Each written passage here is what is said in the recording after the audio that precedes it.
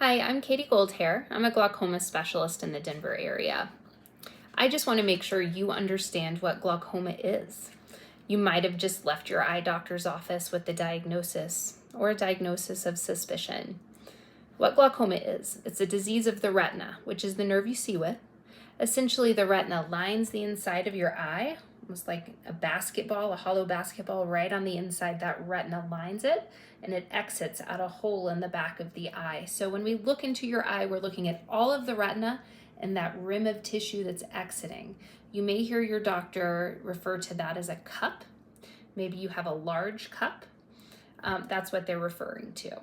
So what that suggests is that you've lost some of your peripheral retina that's lining the inside of the eye from a progressive disease like glaucoma, where the retina dies over time. Now, what does that mean for your vision?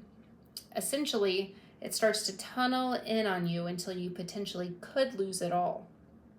That doesn't typically happen though, especially when you're following up with your eye doctor. But risk factors for glaucoma would be a family history. So if anyone in the family has it, you should definitely get checked. Other risk factors that we can control would be eye pressure.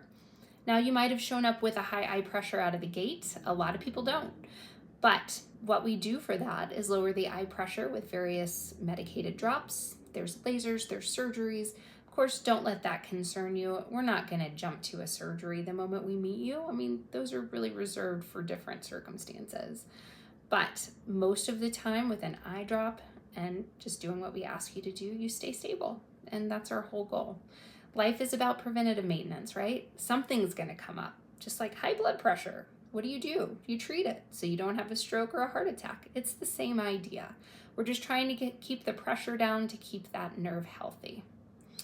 I hope that helps you understand a little bit more. If you have any other questions though, of course, feel free to send me a message. I'm happy to make a video on something else that can help you understand this process.